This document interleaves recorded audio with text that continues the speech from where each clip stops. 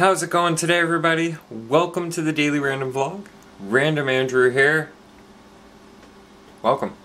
Today, I actually have something kind of interesting to show you. Do you remember a little while ago, I bought a light bar and I put it on Clifford, and I mentioned how there was no real way to bracket that light bar up just because it's a really wide light bar. It's a 9 LED wide. Actually, let me show you it this way. So here's the little piece of paper information pamphlet that came with it. It tells you all the mounting brackets and hardware, what you should be running it on. So they tell you do not connect it to a 2S or 3S battery directly, can't use a 3S, don't use a Tamiya power supply. They basically intended this thing for running right off the receiver. Now this is the one that I got, second from the top. It's a 9 wide LED light bar. And from what I saw, they all cost the same price, except for when you get down to the smaller ones. But what Clifford actually needs is a 6 LED light bar. I did buy it after all with the intention of filling this space where the lights are up top. And when it didn't fit there, of course I tried mounting it there.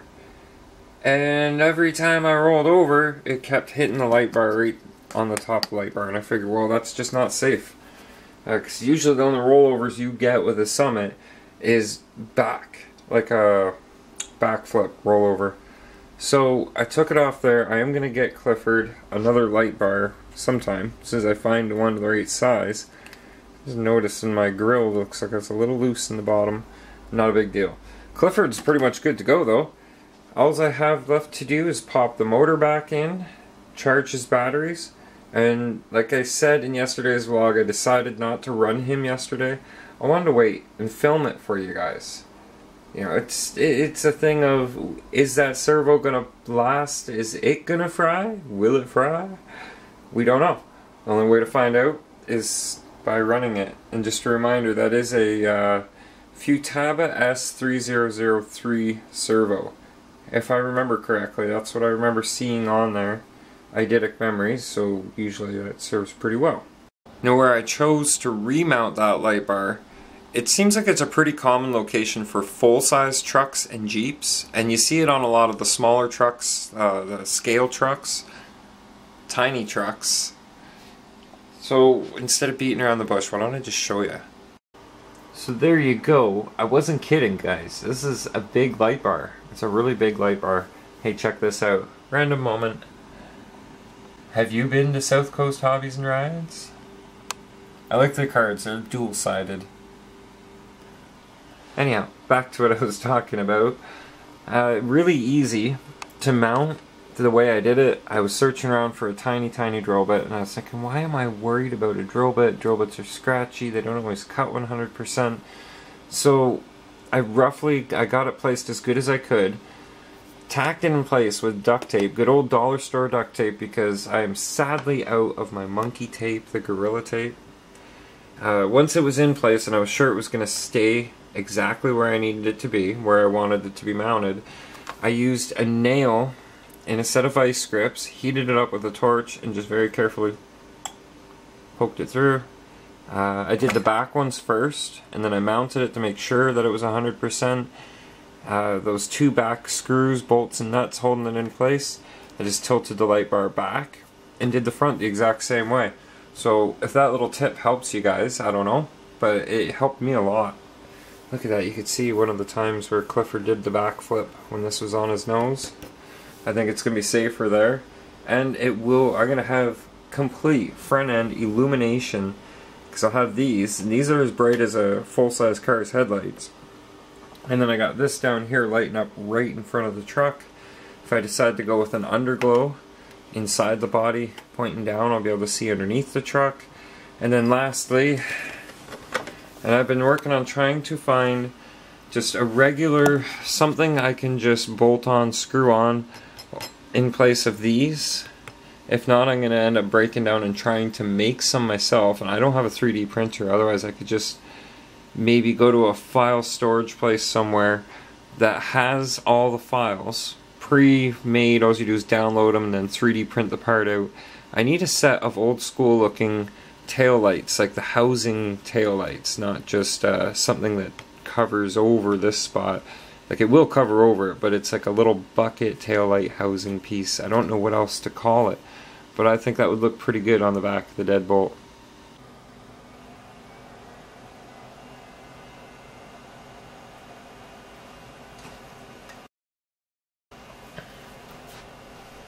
Okay, so this will be the first actual testing of this light bar.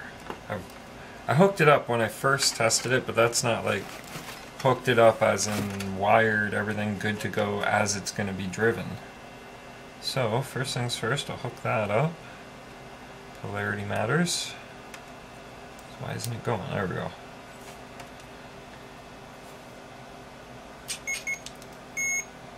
Knows it's a 2S. Now the beauty part, because the battery, where the battery wires stick up a little bit, this hood will stick up until I get the pins in there. So there's nothing wrong, it just sits a little funny. This is the beauty part. Here's my switch. That's a nice light bar right there. And then if the other one wants to work, when it wants to work, ta-da! That light's gonna flicker on me right now, isn't it? That's okay. This is just testing, just showing you guys. Let's try a little fog effect.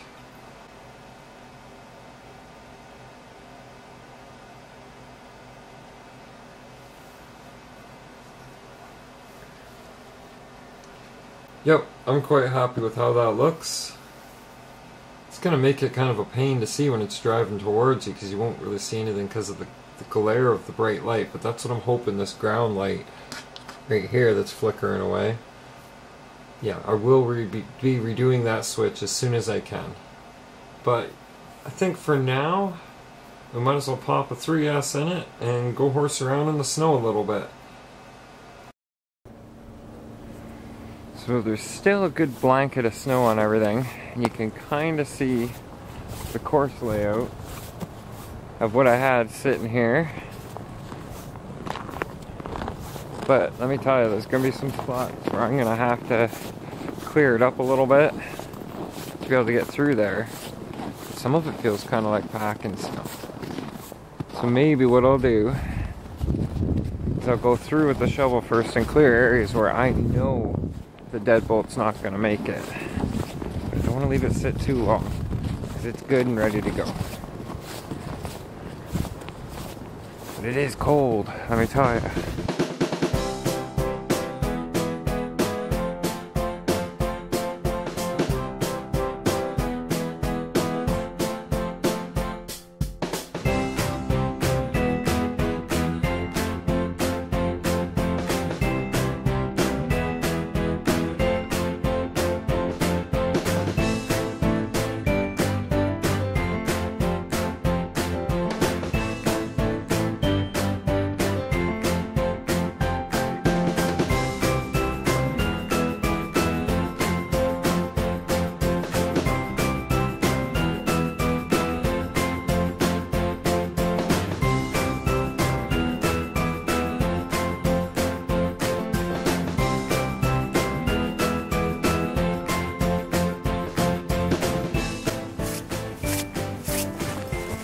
Course repaired, prepared, good to go.